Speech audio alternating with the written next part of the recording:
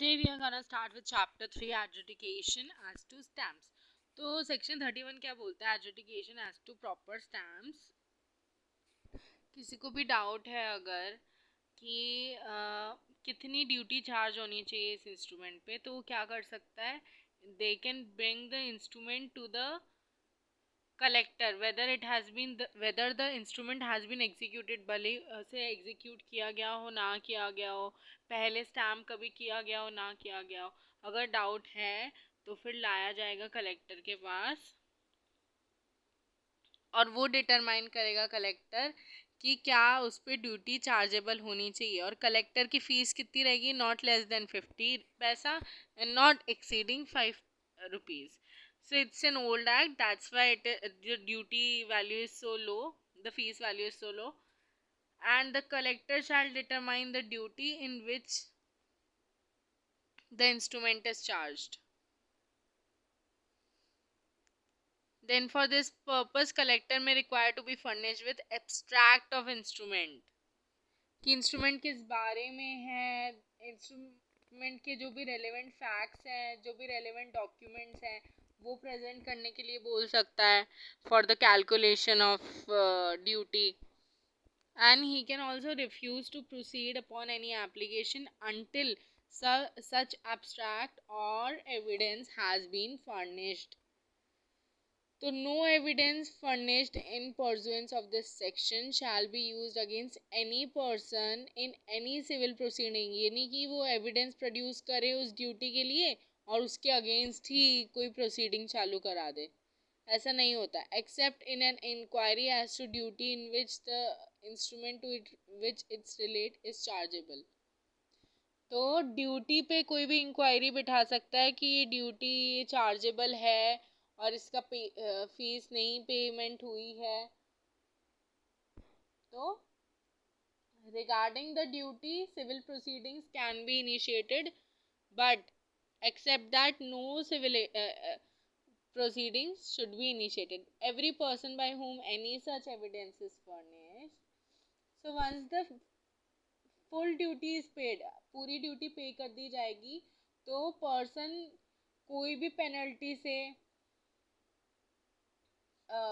Relieve हो जाएगा for failing to disclose the correct facts. मतलब ये नहीं बोल सकते बाद में कि इसने ना कोई ओमिशन किया है, कोई फैक्ट डिस्क्लोज नहीं किए हैं, कि उस इंस्ट्रूमेंट में कोई फैक्ट्स इनिशिएट नहीं की लिखे नहीं हुए हैं, तो ये सब नहीं बोल सकते. Then moving ahead, certificate by collector section 32. तो ये क्या बोलता है कि instrument is brought to the collector and collector determines कि क्या चार्ज उस पर पे होना चाहिए. तो instrument is already fully stamped and required duty is paid. तो क्या करेगा कलेक्टर, एक सर्टिफिकेट इशू करेगा कि फुल ड्यूटी पे हो चुकी है उस इंस्ट्रूमेंट पे, एंड अगर इंस्ट्रूमेंट चार्जेबल ही नहीं है तो ये सर्टिफिकेट इशू करेगा collector that it is not chargeable. तो अगर कोई भी इंस्ट्रूमेंट लेके जाएगा कलेक्टर के पास और कलेक्टर को लगता है, अगर वो कलेक्टर उसका जो भी चार्ज है वो बता देता है ड्यूटी का,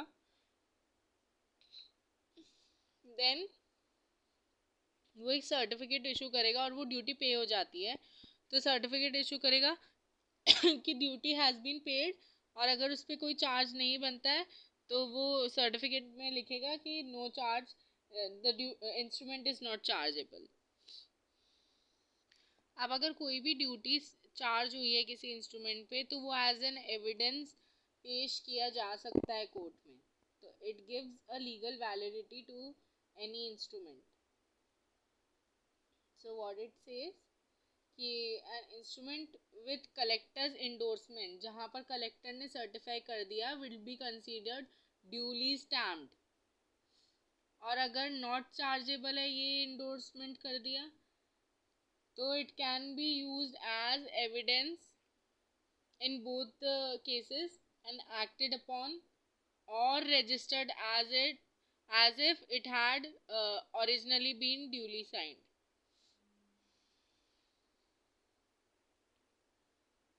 then the collector can not endorse, कौन क्या चीज इंडोर्स नहीं कर सकता, any instrument executed or first executed in India and brought to him after expiration of 1 month from the date of execution of instrument. 1 महीने के बाद लेके आ रहे हैं. Then instrument executed or first executed out of India and brought to him after the expiration of 3 months. कि 3 महीने के बाद कलेक्टर के पास लेके आ रहे हैं एंडोर्समेंट के लिए, सर्टिफिकेट के लिए, तो वो नहीं कर सकता certificate issue. Then instrument with, अगर आउटसाइड इंडिया है तो 3 महीने का टाइम दिया, इनसाइड विद इन इंडिया है तो 1 महीने का टाइम दिया. Then any instrument chargeable with duty not exceeding 10 पैसा or any bill of exchange promissory note when brought to him after drawing execution on paper not duly stamped. अगर duly stamped paper पे नहीं है तो फिर वो उसको भी इंडोर्स नहीं कर सकता.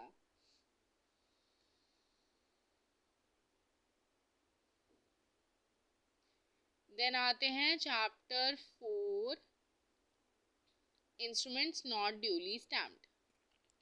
अगर किसी भी पर्सन के पास अथॉरिटी है टू रिसीव एविडेंस, जैसे हमने अभी कलेक्टर का देखा, या फिर every person in charge of public office except police officer before whom any instrument is chargeable, मतलब कि कोई भी इंस्ट्रूमेंट चार्जेबल है उनके आगे, देन वो इंस्ट्रूमेंट जो है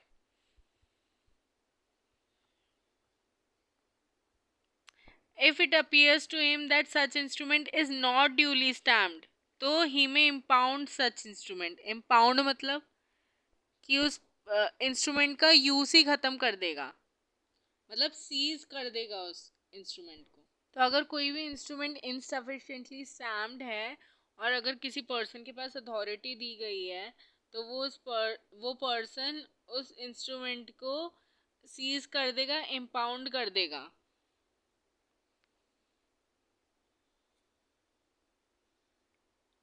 देन मूविंग अहेड, देन उस पर्सन को इम्पाउंड, मतलब वो पर्सन इम्पाउंड करे उस इंस्ट्रूमेंट को, उससे पहले उसे एग्जामिन करना पड़ेगा एवरी इंस्ट्रूमेंट सो चार्जेबल कि वो कितने रुपए के स्टैम्प से चार्जेबल है. So produced or come before him in order to ascertain whether this stamped it is stamped with a stamp of value and description जो कि रिक्वायर्ड है बाय लॉ इन फोर्स. उसी उतने ही अमाउंट से stamped है, उतना ही charges पे करें उसने स्टैम्प पे, और स्टैम्प करेक्ट है कि नहीं है ये डिटरमाइन करना पड़ेगा उसे इम्पाउंड करने से पहले.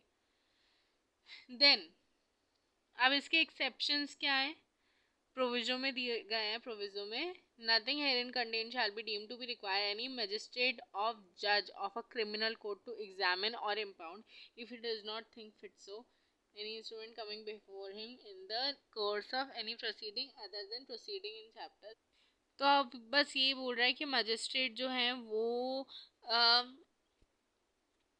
इम्पाउंड नहीं करेंगे अगर इस कैटेगरी में इंस्ट्रूमेंट्स फॉल नहीं कर रहे हैं. तो इन केस ऑफ जज of high court the duty of examining and impounding shall be delegated to such officer at the court appoint. तो हाई कोर्ट के बिहाफ पे कोई और पर्सन करेगा जिसे हाई कोर्ट डेलीगेट करेगा power to impound.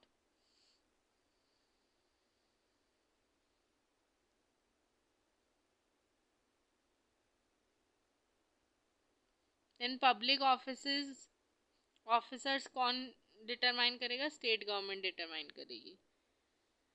Then special provision as to unstamped receipt. Then अगर किसी पब्लिक अकाउंट्स में ऑडिट हो रहा है और ऑडिटर आया हुआ है और उसने देखा कि कहीं स्टैम्प नहीं हुआ है कोई ऐसा डॉक्यूमेंट ऐसी कोई रिसीट जो कि चार्जेबल है स्टैम्प से बट उधर नहीं अनस्टैम्प्ड है वो, तो वो इम्पाउंडिंग करने की बजाय क्या कर सकती है, ड्यूली स्टैम्प्ड रिसीट को सब्स्टिट्यूट मतलब उसको रिप्लेस कर सकती है उससे, एक duly stamped receipt, instead of impounding the instrument. Then instrument not duly stamped, inadmissible in evidence, etc. Then 35 क्या बात करता है, सीधी सी बात करता है, अगर कोई भी इंस्ट्रूमेंट है वो चार्जेबल है विद ड्यूटी, अगर वो स्टैम्प्ड नहीं है तो वो as an evidence court admit नहीं किया जाएगा, even if it is registered और authenticated by any authority public officer, तो उसे तब तक नहीं किया जाएगा, और if it has been executed, जब तक उसे स्टैम्प ड्यूली स्टैम्प नहीं किया जाता तब तक उसे एडमिट नहीं किया जाएगा। 35 इतनी सी बात बोलता है। देन कब उसे एडमिट किया जाएगा, देखो, such instrument shall be admitted in evidence on the payment of duty with which it was chargeable. तो जब उस पर ड्यूटी पे करी जाएगी तभी उसे एडमिट किया जाएगा। In case of any instrument insufficiently, अगर कोई इंस्ट्रूमेंट स्टैम्प है of amount required to be make up such duty together with the penalty of 5 rupees or 10 times of the amount of the proper duty, or the deficient portion exceed 5,000 sum equal to 10 times of such duty of portion। अगर देखो कोई भी duty chargeable है, मान लो 10 rupees से chargeable है, पर उसमें या तो इनसफिशिएंटली स्टैम्प्ड है, मान लो 10 रुपीज़ से चार्जेबल है, कोई इंस्ट्रूमेंट और बना के मैंने 8 रुपीज़ का स्टैम्प लगा दिया, तो इसका डेफिशिएंट पोर्शन क्या हुआ, डेफिशिएंट पोर्शन 2 रुपये हुआ, तो 2 रुपये का 10 टाइम्स मतलब 20 मुझे देने पड़ेंगे।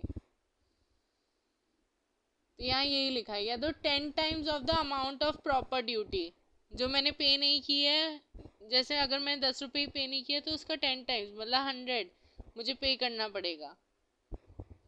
तो ये बोल रहा है वो, ये पेनल्टी पे करने के बाद और ड्यूटी प्लस पेनल्टी पे करने के बाद ही वो एडमिसिबल होगा। अब अगर किसी पर्सन ने अनस्टैम्प्ड रिसीट दे दी है किसी को और वो रिसीट स्टैम्प्ड होनी चाहिए थी, such receipt if stamp would be admissible in the evidence against him, वो उसके अगेंस्ट एडमिसिबल हो सकती थी कोर्ट में। Then such receipt shall be admitted in evidence against him and on payment of penalty of 1 rupee by the person tendering it. जो person offer कर रहा है वो अगर 1 रुपये का पेमेंट दे देगा, उसमें पेनल्टी दे देगा विद ड्यूटी, तो क्या होगा, वो एडमिसिबल हो जाएगी। तो ये इसके एक्सेप्शंस हैं, 35 में ही उसके एक्सेप्शंस दिए गए हैं।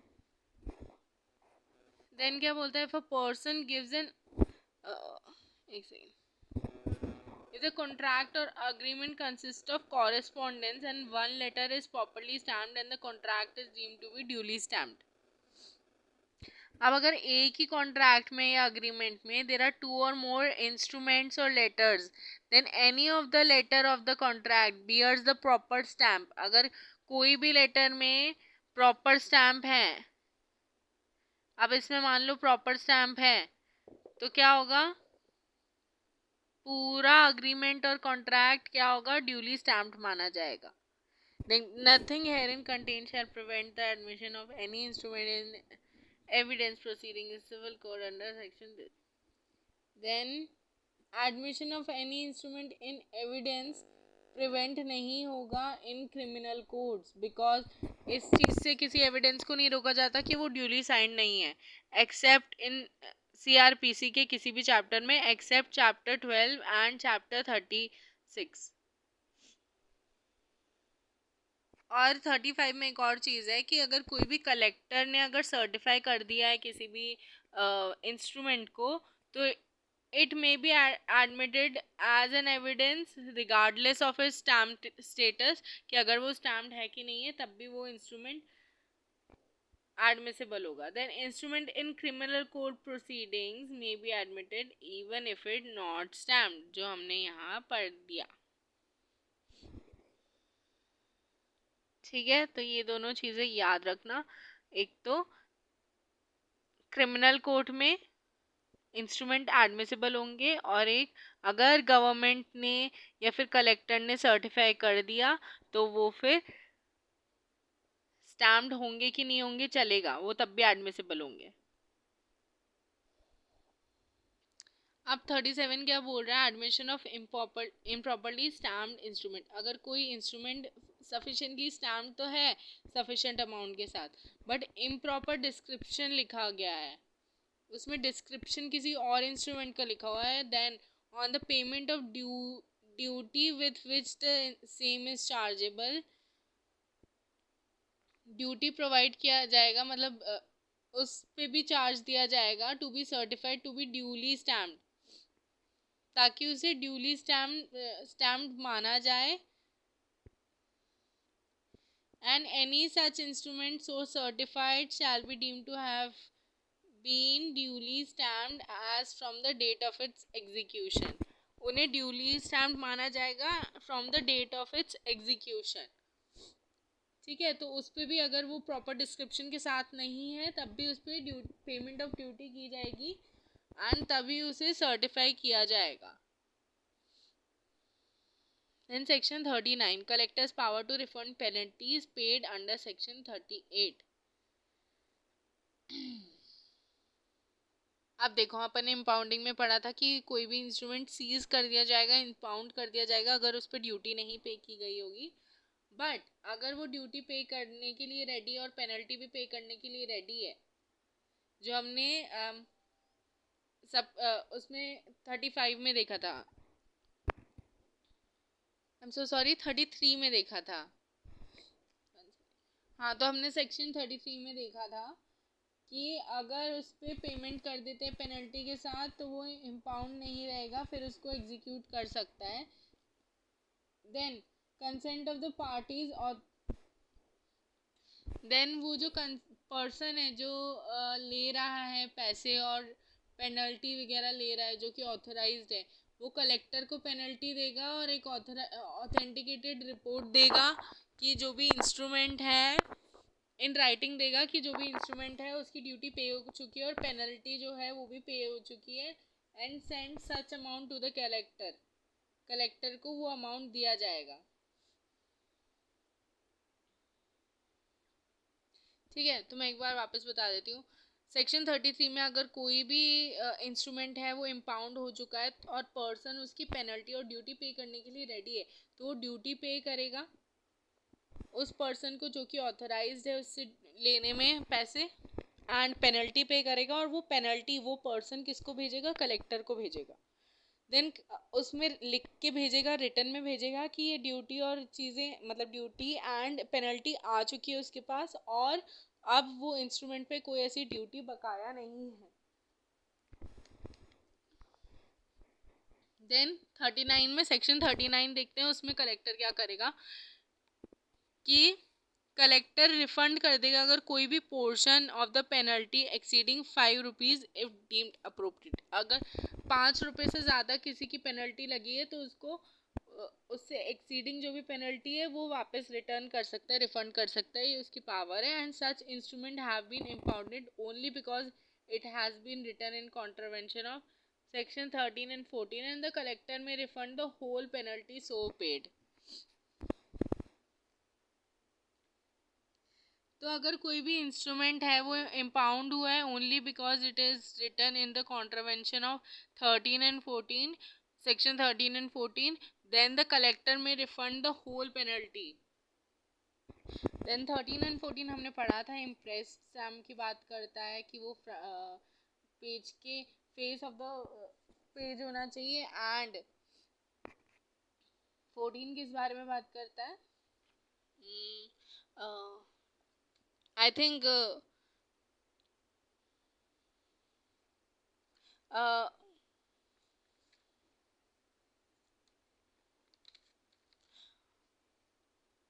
हाँ, तो सेकंड इंस्ट्रूमेंट अगर कोई भी ड्यूली स्टैम्प जो कि चार्जेबल है, वो किसी ऐसे इंस्ट्रूमेंट पे लिखना नहीं चाहिए जो कि ऑलरेडी जहाँ पर स्टैम्प्ड ऑलरेडी लगी हुई है। तो ये बारे में बात करते हैं, you can go to through it once. Then directly coming to section 49, but we'll not study section 49 from here. I have a table for you. आप 49 पढ़ेंगे, अलाउंसेस फॉर स्पॉइल्ड स्टैम्प्स। अगर कोई भी स्टैम्प्स हैं जो स्पॉइल्ड हो चुके हैं, ऑब्लिटरेटेड हो चुके हैं and rendered unfit before an instrument is executed and unfit है before the instrument to be executed and documents written but not signed और एग्जीक्यूटेड। अगर कोई भी डॉक्यूमेंट लिखा गया है but it has not been signed and executed and stamps on bill of exchange या फिर promissory notes साइंड हो गए हैं बट नॉट एक्सेप्टेड या used, then stamp on void और इनकम्प्लीट इंस्ट्रूमेंट्स या फिर कोई भी इंस्ट्रूमेंट इनएडवर्टेंटली स्पॉइल्ड हैं या replaced by new duly stamped instrument है तो कोई लीगल प्रोसीडिंग इनिशिएट नहीं होगी। तो आई थिंक ये इसमें गलत मेंशन्ड है, no legal proceedings will be initiated and instrument must be surrendered for cancellation and certificate from collector confirming the full duty payment। अगर कलेक्टर के पास चला गया है न्यूली स्टैम्प्ड इंस्ट्रूमेंट तो सर्टिफाई करेगा कि फुल ड्यूटी का पेमेंट हो चुका है और instrument must be surrendered for cancellation अगर वो एग्जीक्यूट नहीं हुआ है तो, and no legal proceedings will be initiated. Then section 15 says that application for relief under section 49. So it outlines the time limit for applying relief under section 49. 2 months for error of bills of exchange and promissory note and 6 months for instruments that are not executed or after execution। तो ये इसका limitation period है 2 months and 6 months। Then ये क्या बोलता है section 50 इन cases जो कि बिल्स ऑफ एक्सचेंज और प्रॉमिसरी नोट के हैं उनके लिए 2 महीने का टाइम दिया जाता है limitation period and stamp paper which has not been executed application within 6 months after stamp is spoiled। अगर कोई भी स्टैम्प पेपर एग्जीक्यूट नहीं हुआ है तो 6 महीने का टाइम दिया जाता है। so instrument have been not been executed उनके लिए 6 महीने का टाइम दिया जाता है and executed instrument if dated application within 6 months from the instrument date, if undated application within 6 months after the execution। मतलब अगर कोई डेटेड एप्लीकेशन है, डेट दी गई है उसमें, देन उसका लिमिटेशन टाइम है 6 months from the instrument date. अगर अनडेटेड है तो जब वो एग्जीक्यूट हुई है उसके 6 महीने तक आप कर सकते हो। Then printed forms no longer required 51 बोलता है this allows for refund of unused stamp paper used for printed forms of instrument by entities like banks, corporates, if it is there are no longer needed। अगर instruments unused stamps हैं जो कि अब need नहीं है तो उनके लिए रिफंड दिया जाएगा और no time limit is given. Then 52 बोलता है allowances for misuse stamps. तो जो भी मिस यूज और इनकरेक्ट स्टैम्प्स हैं कि कहीं स्टैम्प यूज करना था और वहां पर इनकरेक्ट स्टैम्प यूज कर दी, then an incorrect stamp for an instrument chargeable with duty using stamp of greater value, या तो ज़्यादा वैल्यू की इंस्ट्रूमेंट यूज़ कर दिया, स्टैम्प यूज़ कर दिया, या using a stamp on a non chargeable instrument, या अगर कोई इंस्ट्रूमेंट नॉन चार्जेबल था उस पर स्टैम्प लगा दिया तो ये भी मिसयूज ही माना जाएगा स्टैम्प का। तो क्या होगा, address a situation wherein incorrect stamp was used or a stamp of greater value was applied than necessary. Incorrect stamp use कर गई हो या फिर ग्रेटर वैल्यू की स्टैम्प यूज कर दी हो या फिर स्टैम्प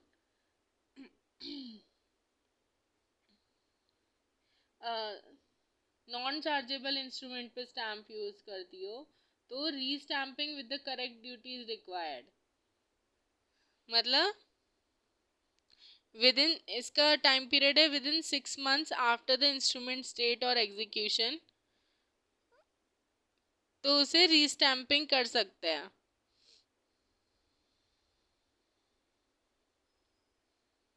तो वो जो इनकरेक्ट स्टैम्प है वो यूजलेस माना जाता है और रीस्टैम्पिंग के लिए 6 महीने में एप्लीकेशन दे सकते हैं, मतलब लिमिटेशन टाइम इसका 6 months है। Then allowances how to be made. Then अब कलेक्टर के पास अगर एप्लीकेशन गई, then collector can provide replacement of stamp of the same और different description and value and money should be refunded. अगर non chargeable थी तो उस टाइम पे मनी रिफंड हो जाएगा with some description with some deduction of 10 नए पैसे पर रुपी और द फ्रैक्शन। तो इसके लिए कोई टाइम पीरियड रिक्वायर्ड नहीं है। अब हम सेक्शन 56 पढ़ेंगे फ्रॉम द बेयर एक्ट। अब सेक्शन 56 क्या बोल रहे हैं कि जो भी पावर्स हैं कलेक्टर की सर्टिफिकेट इशू करने की, कि स्टैम्प ड्यूली साइंड हो गया है और अमाउंट रिफंड करने की, जो हमने पढ़ा ऑलरेडी कि कोई भी इंस्ट्रूमेंट ड्यूली साइंड हो गया है, ड्यूली स्टैम्प्ड हो गया है और उस पर ड्यूटी सारी पे कर दी गई है। ये जो भी पावर्स हैं ये किसके कंट्रोल में होती है? चीफ कंट्रोलिंग रेवेन्यू अथॉरिटी के कंट्रोल में होती है। अगर किसी भी कलेक्टर को डाउट है कि कितना अमाउंट होना चाहिए ड्यूटी पे, इंस्ट्रूमेंट पे, अगर कोई भी उसके पास जाता है एप्लीकेशन लेके कि इंस्ट्रूमेंट पे कितनी ड्यूटी होनी चाहिए और उसको भी डाउट है, देन वो एक स्टेटमेंट ड्रॉ कर सकता है और किसको रेफर कर सकता है? चीफ कंट्रोलिंग रेवेन्यू अथॉरिटी को लिख सकता है for their opinion on the particular question कि कितनी ड्यूटी होनी चाहिए। Then chief controlling revenue authority बताएगा। Then chief controlling revenue authority क्या देगा? कॉपी ऑफ इट्स डिसीजन देगा कि इतने पे इतना अमाउंट ऑफ ड्यूटी होनी चाहिए। देन कलेक्टर क्या करेगा? प्रोसीड करेगा उस डिसीजन के साथ and charge the instrument with such duty. Then section 57 क्या बोलता है? Statement of case by Chief Controlling Revenue Authority to High Court, कि अगर कोई भी Chief Controlling Revenue Authority है और उसने कोई ऐसा केस उसको कलेक्टर ने रेफ़र किया चीफ कंट्रोलिंग रेवेन्यू अथॉरिटी को कि इसमें कितनी ड्यूटी होनी चाहिए, कोई भी नोटिस उसे मिला, तो वो किससे मांगेगा रेफरेंस? किसको रेफ़र करेगा? सच केस हाई कोर्ट को रेफ़र करेगा विद इट्स ओन ओपिनियन। तो chief controlling revenue authority high court के अंदर आती है। जिस भी स्टेट में वो चीफ कंट्रोलिंग रेवेन्यू अथॉरिटी होगी उस स्टेट का high court. Then every such question, every such case shall be decided with judges not less than 3 judges. Minimum 3 judges decide करेंगे and in case of difference of opinion majority shall prevail. Now coming to section 71. No magistrate other than presidency magistrate or magistrate whose power not less than those magistrate of second class shall try। जो भी offences होंगे, जो भी इस case के अंदर, इस act के अंदर जो भी पावर्स होंगे वो डील करेगा magistrate of second class and presidency magistrate जो कि सेकंड क्लास की जिनके पास पावर है। Then shall try any offence under this act, और जो भी ऑफेंसेस और पेनल्टीज हमने पढ़ी, लिमिटेशन पीरियड हमने पढ़े, तो वो कौन ट्राई करेगा? ये ट्राई करेगा। अभी पेनल्टीज हम पढ़ेंगे ऑफेंसेस की। देन प्लेस ऑफ ट्रायल क्या रहेगा? जो भी उस डिस्ट्रिक्ट का जहाँ पर ज्यूरिसडिक्शन है, जहाँ पर इंस्ट्रूमेंट फाउंड हुआ है, वो प्लेस ऑफ ट्रायल रहेगा. देन सेक्शन 62 हम पढ़ेंगे फ्रॉम द टेबल. तो सेक्शन 62 क्या बोलता है? Executing, signing, negotiating an instrument, bill of exchange, promissory note not duly stamped. तो कोई भी एग्जीक्यूशन या इंडोर्समेंट या नेगोशिएशन ऑफ एन अनस्टैम्प्ड इंस्ट्रूमेंट या फिर एग्जीक्यूटिंग और साइनिंग एनी अनस्टैम्प्ड इंस्ट्रूमेंट, कि किसी भी अनस्टैम्प्ड इंस्ट्रूमेंट पे वर्क कर लिया, मान लो सेल डीड बनी और बिना स्टैम्प के ही सेल डीड एग्जीक्यूट हो गई, सेल हो गया. देन वोटिंग एनी अनस्टैम्प्ड प्रॉक्सी या फिर issuing share warrant without proper stamp. तो अगर स्टैम्प इनसफिशिएंट है तो उस पर कितना फाइन लगेगा? 62 बोलता है अप टू ₹500.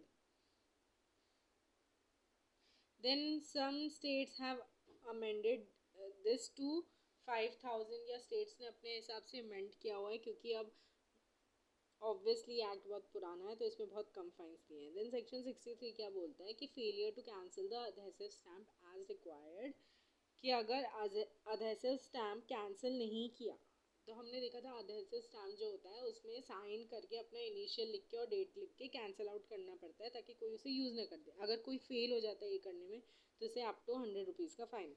देन सेक्शन 64 क्या बोलता है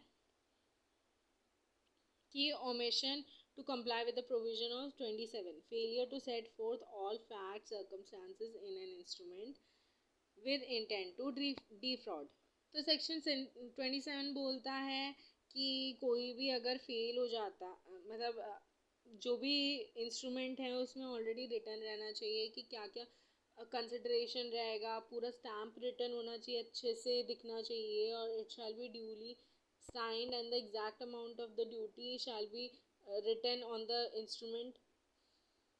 तो ये सब होता है. देन अगर कोई भी ओमिशन कर लेता है to comply with the provision of 27 with intent to defraud the government, देन क्या होता है? फाइन अप टू ₹5,000 लगता है. देन अगर कोई भी रिफ्यूज कर देता है तो give a receipt using devices to evade duty on receipt above ₹20. तो अगर कोई भी फेल हो जाता है to make out duty stamped policy और making one not duly stamped policy, sorry I'm reading 66, sorry, refusal to give a receipt using device to evade duty on receipts. तो हमने ये देखा था कि रिसीट्स देना ज़रूरी है अगर अमाउंट है ₹20 और मोर. तो अगर ये कोई नहीं करता है, रिफ्यूज़ कर देता है रिसीट देने के लिए, तो उसे ₹100 तक का फाइन हो सकता है. 66 कहता है not making out a policy of insurance और making one not to duly stamp. तो कोई भी पॉलिसी ऑफ इंश्योरेंस अगर स्टैम्प वगैरह नहीं है तो fine up to ₹200. Not drawing the full number of bills, marine policies required to be set. Then तो इस पे ₹1,000 का फाइन होगा. Then post dating bills other devices to defraud the revenue. अगर पोस्ट डेटिंग बिल्स रखे हुए हैं other devices to defraud the revenue, आगे की डेट के रखे हुए हैं बिल्स, तो fine up to 1,000. Then breach of rule relating to the sale of stamp by authorised vend और unauthorised sale. Unauthorised sale of stamps हुए हैं तो उस पर 6 मंथ का इम्प्रिजनमेंट, ₹500 का fine. So this was it. This was your stamped act. Now we'll meet with the next topic in the next video.